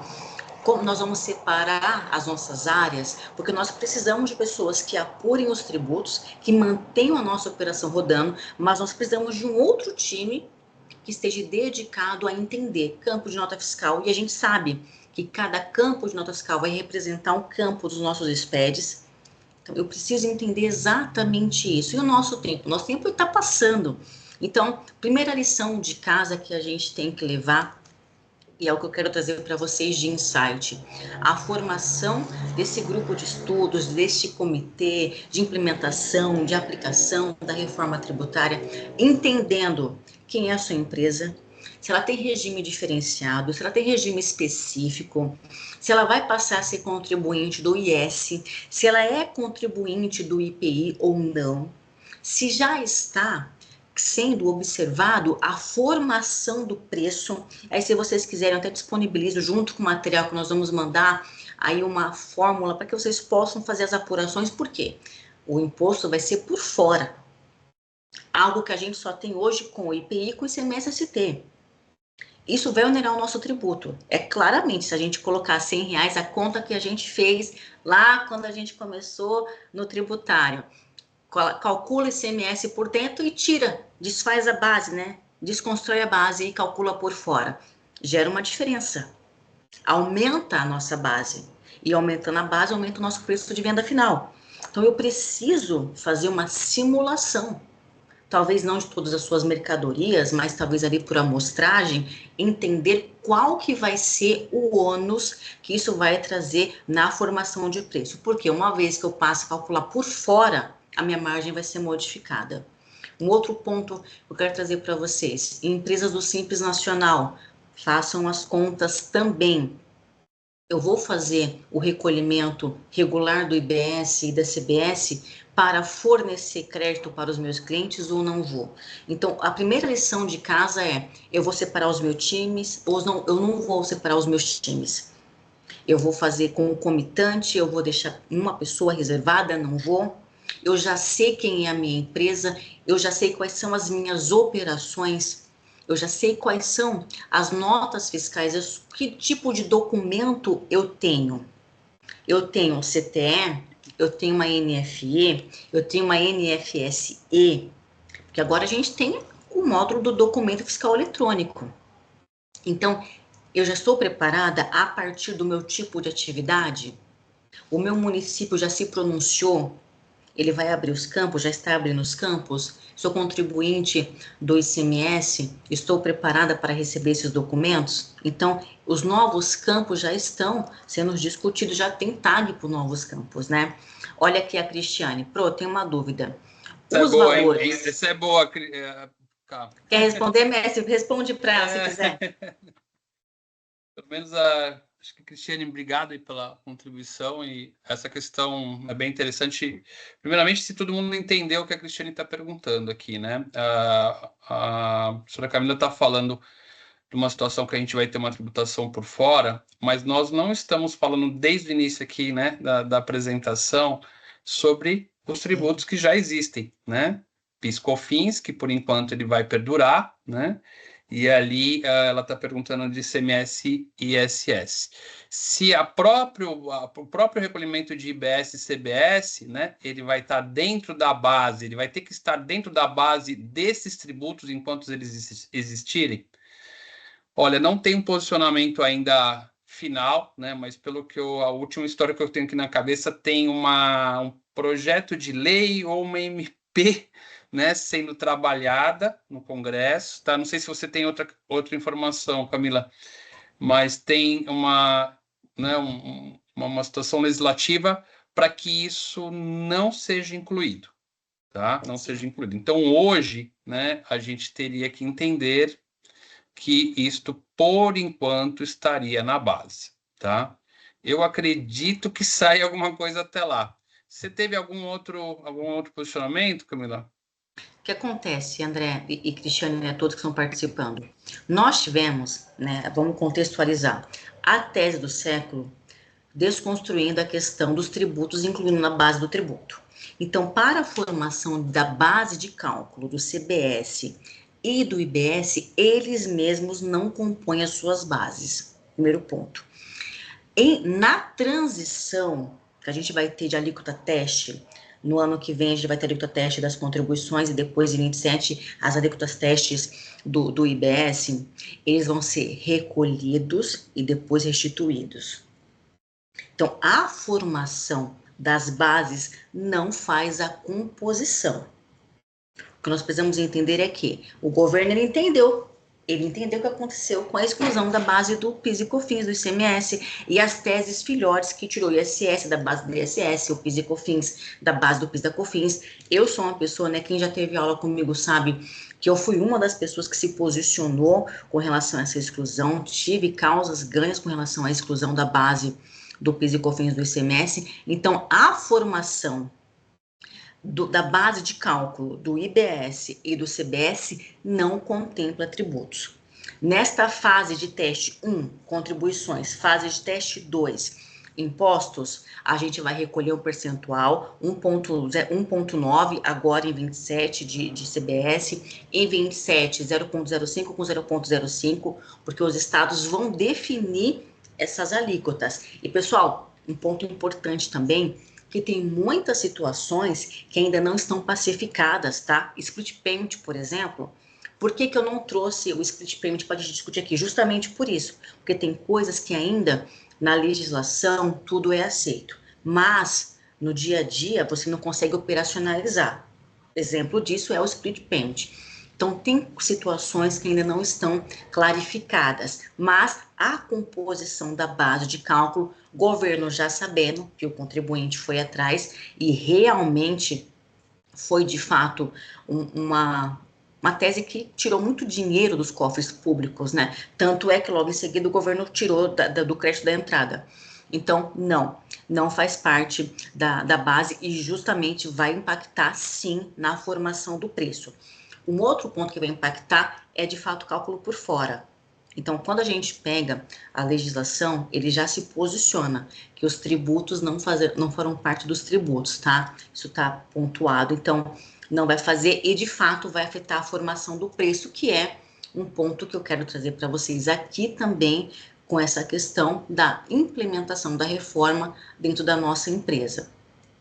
Excelente pergunta, acho extremamente válido a gente observar esses outros pontos, que é esses pontos que eu quero trazer aqui para vocês. Eu acho que é diferenciar, né, acho que é diferenciar a própria formação dele em si, mas eu acho que o que a Cristiane está falando, é que há uma dúvida, né, em relação à base dos tributos atuais. Né? Isso há, tá? Sim, isso a formação pacífico, das nossas tá? bases. E aí a gente tem pelo menos assim, o último posicionamento que eu tenho é essa linha de tentar, né, ter uma lei que realmente fala, não faz sentido isso ser incluído. Até porque a gente vai voltar na mesma coisa que a professora Camila falou. Nós tivemos todo um trabalho para excluir o ICMS da base de cálculo de PIS/COFINS, né?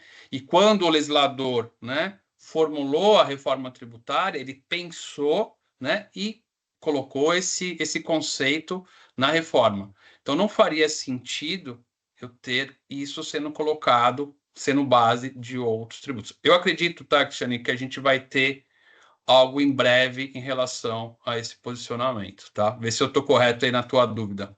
Tá? Na verdade, assim, existe essa discussão, entendi a pergunta da Cristiane. Entendeu, cara? Se vai compor os nossos tributos atuais, né? O que a gente tem até o momento é que, de fato, não vai entrar. Mas a legislação ainda, ela não é clara. Ela é clara na formação do IBS e da CBS de não incluir, de não acrescer os nossos tributos, eles próprios, os que nós já temos. Mas a formação do nosso ainda não tem uma questão clarificada se vai fazer a composição ou não. E é claro, aí vem o que o André acabou de falar.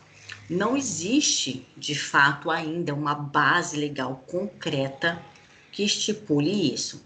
A emenda constitucional, a lei complementar, não traz uma previsão legal ainda. Mas o entendimento é o mesmo que a gente aplicou para a exclusão da base de cálculo PIS e COFINS. Mas previsão legal a gente não tem. De fato, que bate o martelo.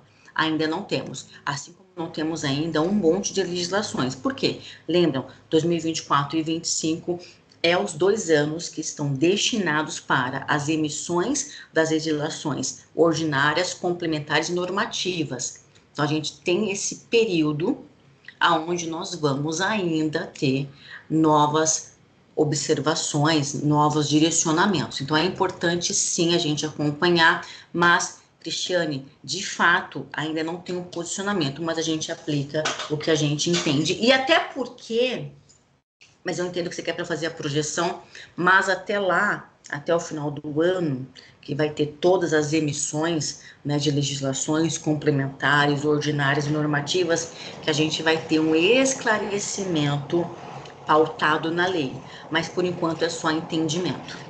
Não temos ainda, de fato, ali o martelo batido. Então, esse é um ponto extremamente importante. Quer complementar, mestre?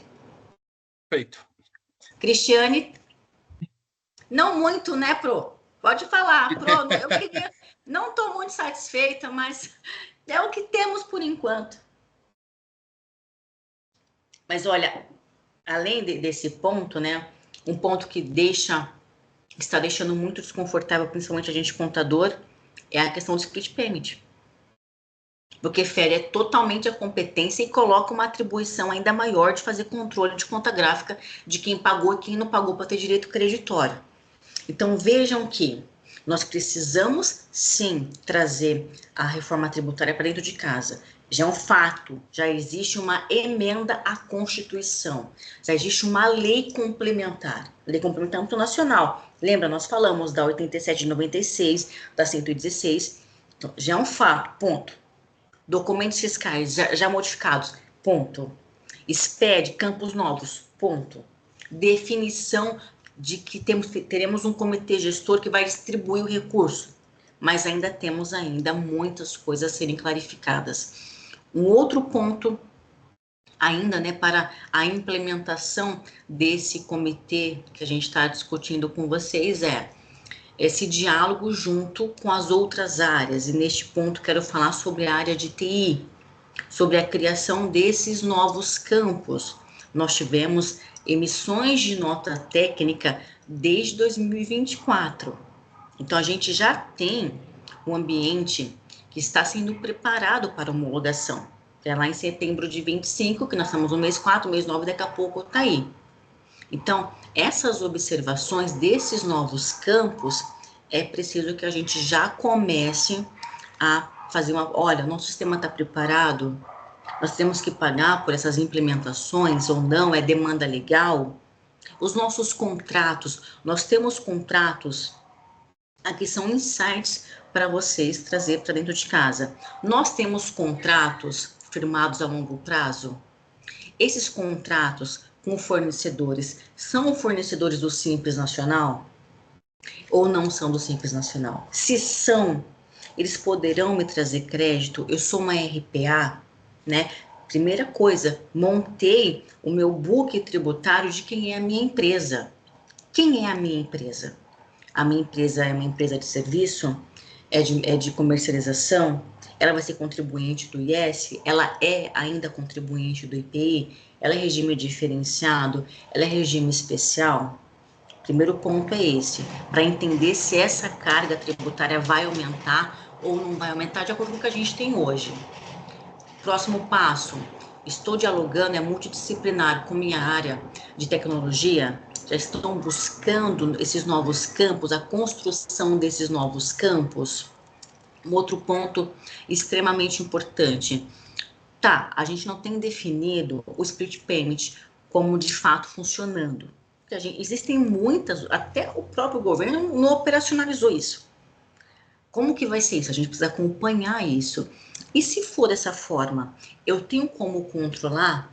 Eu vou ter alguém no meu fiscal que vai ficar ali junto com o financeiro? Quem pagou, quem não pagou? Né? Isso aqui corrobora com a pergunta da Cristiane. A última NT dos documentos fiscais eletrônicos já citam a manifestação de eventos que dá a entender que será informado no documento a natureza, se é pessoal ou não. Será que isso vai dar suporte na apuração online dos recolhimentos via split payment? Muito boa observação, Cristiane. Esse novo evento que foi criado, a gente vai ter que informar. Assim, eu achei um absurdo, né? A gente que lute, né?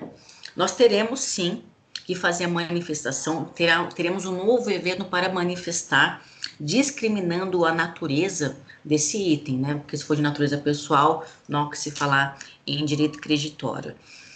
Eu acredito, Cristiane, que o split payment ele vai sofrer modificações em sua natureza, porque nós ferimos o princípio da competência, uma vez que eu aplico o split payment, né, uma vez que eu uso o critério financeiro para o direito creditório. Nós sempre segregamos o que é financeiro do que é fiscal, do que é contábil. Isso é um ponto extremamente pautado na lei 6.404, 11.638, CPC 26 e por aí vai. Então, eu acredito que quando de fato, isso já está sendo discutido, né? Mas quando de fato se entender que pode haver essa quebra, nós teremos algumas modificações, mas sim, o evento que foi instituído, você vai informar, você vai ali certificar que aquilo é para sua empresa, que aquilo não é de uso pessoal. Isso vai corroborar com os pagamentos que são efetuados para que a gente possa ter o direito creditório de forma online.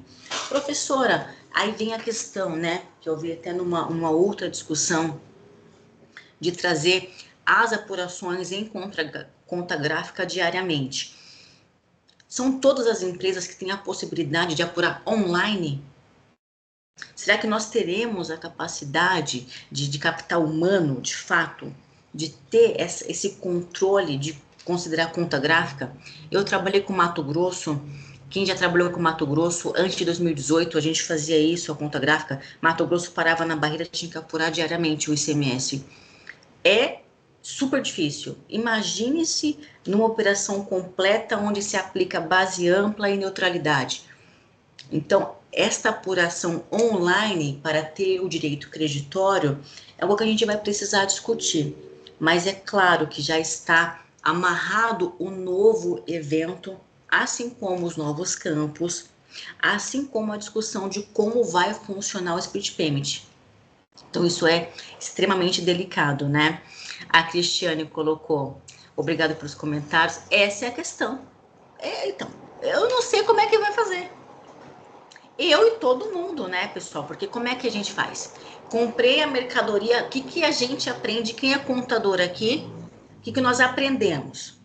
Princípio da competência. Registre as operações no momento em que ela ocorre.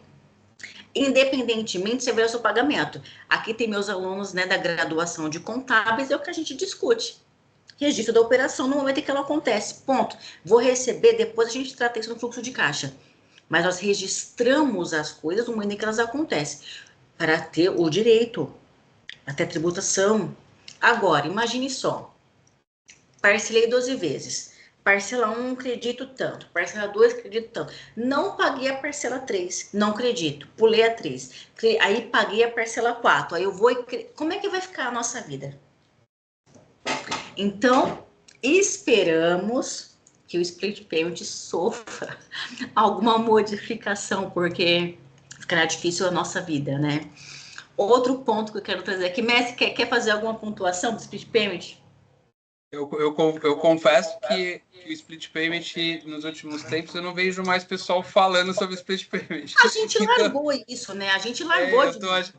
eu tô quase que indo na sua, que eu tô achando que isso vai ser modificado, né? Putz.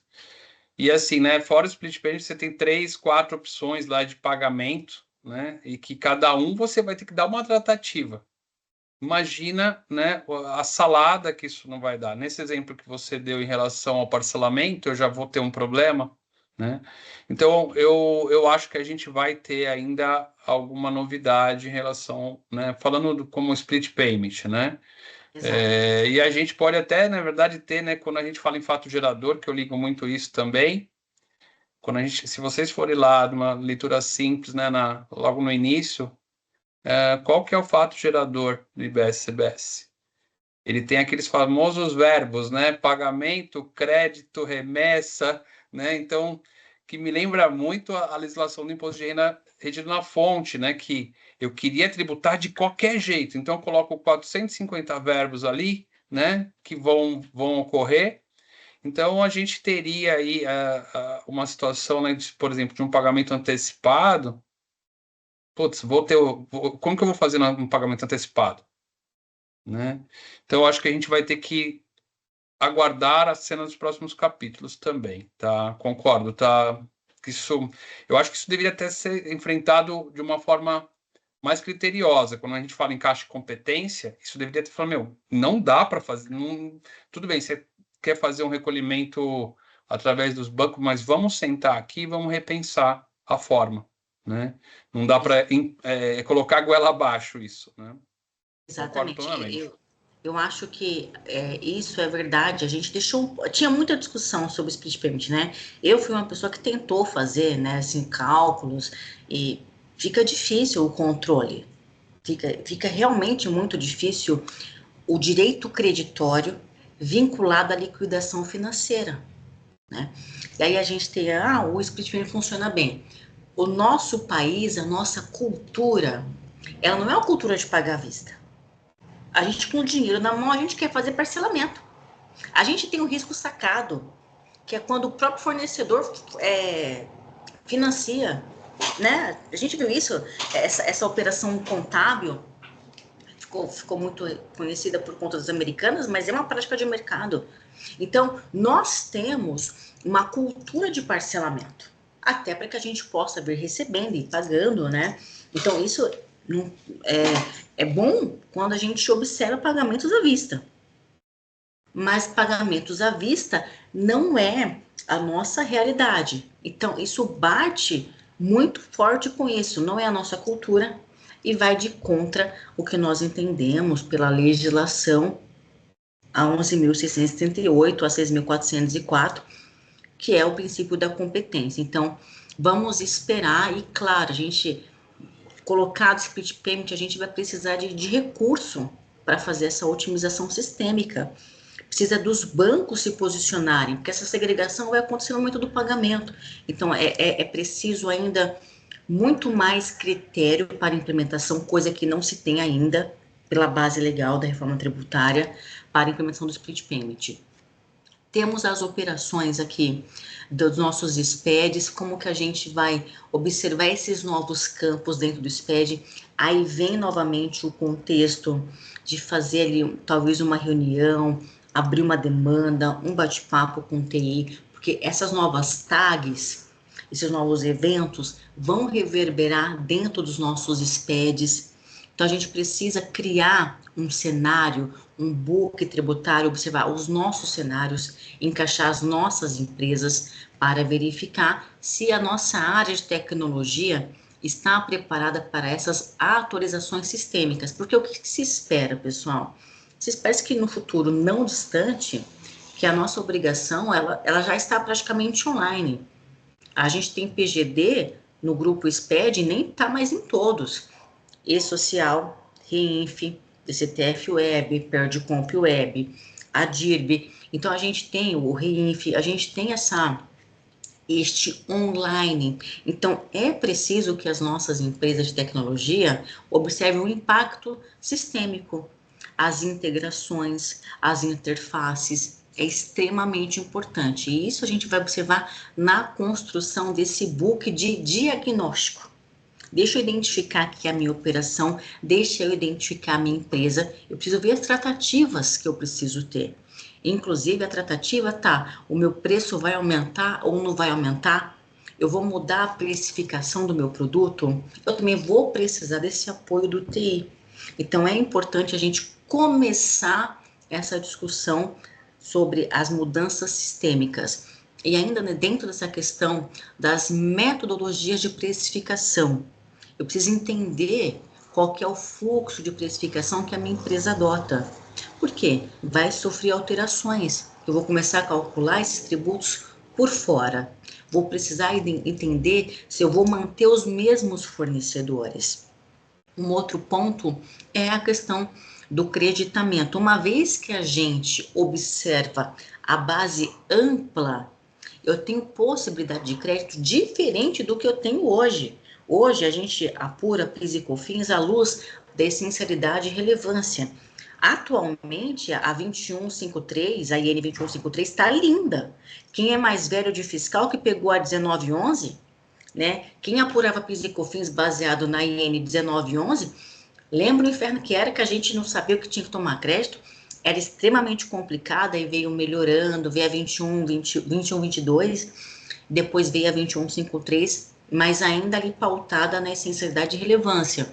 ICMS a gente já tem um pouco mais clarificado. E agora, o creditamento ele é amplo. Por quê? Porque eu tenho novas possibilidades de crédito. Por quê? Por conta do conceito da base ampla aplicado pelo nosso IVA dual. Então, é importante eu entender se eu vou me acreditar ou não. Se eu sou do Simples, vou dar direito ao crédito ou não. Eu preciso observar se isso vai modificar a minha empresa, a minha forma de fazer meu preço. Eu preciso entender qual que vai ser o final da minha carga tributária. Então, é importante que a gente traga essa implementação, trazendo representante de outras áreas, por exemplo, aí depende muito da empresa, né? Definição de preço de venda, a questão da precificação, a questão da tecnologia da informação, para que a gente possa contextualizar todas essas mudanças. Mestre, quer complementar? Eu acho que são preocupações, né, que é só levando para dentro da empresa, né? Você acha como um exemplo aqui que me vem na cabeça, nessa questão do parcelamento, quando eu falo em crédito, né, o que a gente perde em relação ao passado, que era quando eu, na verdade, adquiria, né, um insumo, eu já ia lá e fazia 9,25, né, lançava o crédito de ICMS, e agora, gente, eu só posso fazer isso se houver o pagamento. Ah, ela tem ali a real não cumulatividade? Tem, desde que ocorra o pagamento. Então, numa situação que eu tenho parcelamento, né, eu não vou acreditar o valor total de início. Então, assim, eu tenho visto muita preocupação, né, de grandes empresas que pagam isso de uma forma parcelada, que isso vai impactar o fluxo de caixa brutalmente. Brutalmente. Né? Muito, né? Porque um lembrete aqui, né? Então eu preciso levar para dentro e ver quais as situações eu tenho, né? Isso é extremamente importante porque a gente já tem muito claro na cabeça, né? Vamos fazer aqui uma operação simples, uma empresa não regime cumulativo 0,65, 3%, 2%. Tudo tributo por dentro.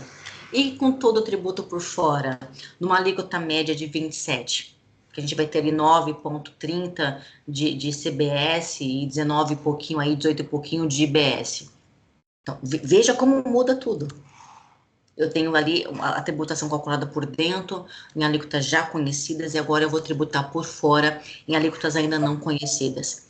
Então, é importante a gente fazer essa lição de casa, de contextualizar o cenário da empresa, fazer um diagnóstico de quem é a minha empresa, de quem é o meu fornecedor, porque chegou a hora de agir, né? O nosso cronograma já está em andamento. 2025, as emissões estão aí acontecendo. 26, ano que vem, vamos começar a recolher contribuições. 27, vamos trazer o IS, desidratar o IPI, implementar o CBS total. Então, é importante a gente olhar para esse cronograma e entender que ele já é uma realidade.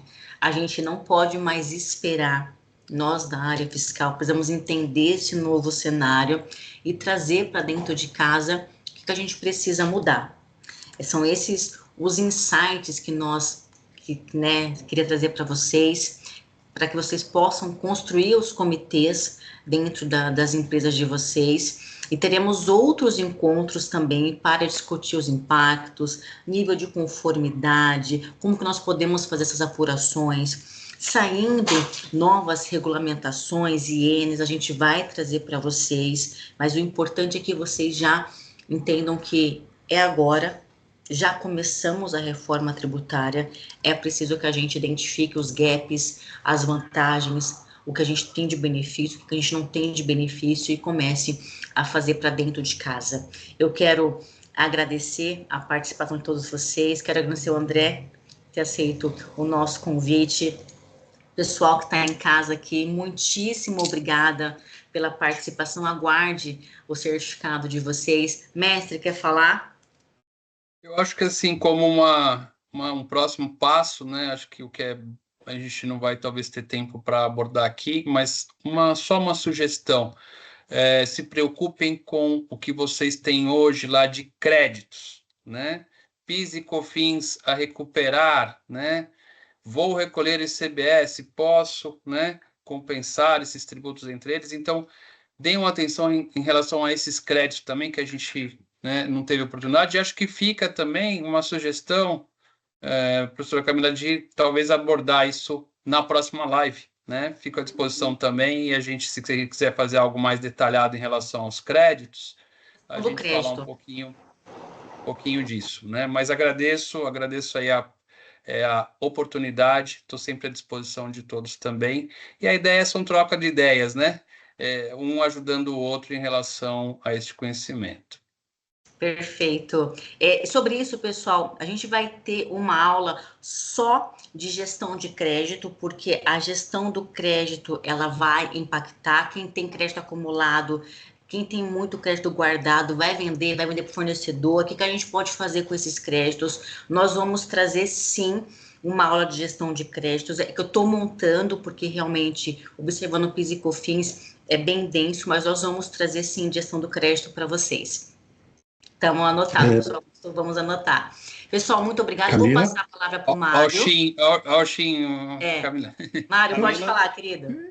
eu consegui abrir o microfone há pouco tempo, mas vamos lá, gente. Primeiramente, agradecer à professora Camila, ao professor André, pela excelente apresentação no dia de hoje. Pedir a todos para aguardarem um pouco, também abrirem as câmeras, porque o Paulo, que é nosso suporte aqui, ele vai fazer a foto. Se ele não conseguir fazer essa foto, ele vai me bater, tenho certeza disso. Também convidar a todos, nós ainda vamos ter um evento ainda em abril sobre os cenários do empresário contábil, cenário atual e oportunidades, que vai ser durante a tarde do dia 28. E também convidar a todos a participarem dos comitês que nós estamos desenvolvendo. Então, comitê tributário, que é coordenado aqui pela Camila, comitê de saneamento, que a gente tem, que é composto pelos contadores das empresas de saneamento, comitê de setor público, que o Tiago estava aqui até conversando com as pessoas aqui no chat, um comitê de sustentabilidade, com a professora Solange, lá de Ribeirão Preto, comitê de ativos intelectuais, que é a Gabriela Macedo, que é lá do Rio Grande do Sul, ela está desenvolvendo, e o comitê de perícia contábil, que o Ayrton de Moraes está desenvolvendo aqui. Além desses, nós temos dois comitês que nós estamos em processo de trabalhar para a criação deles, que é o Comitê de Contabilidade Bancária e o Comitê Jovem. Então, aqueles que tiverem interesse, por favor, mandem o seu e-mail aqui para o ICBR, no icbr@icbr.com.br, e aí a gente entra em contato para incluí-los nesses comitês. No mais, por favor, abram a câmera e sorriam para o Paulo tirar a foto. Por favor, abram as câmeras, por favor. Tem bastante gente fechada ainda.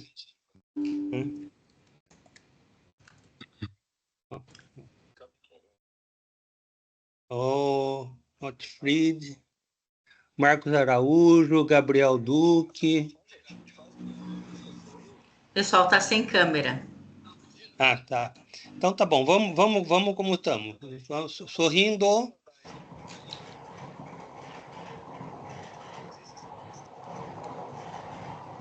Perfeito. Muito obrigado. Pessoal, obrigada, viu, pela participação.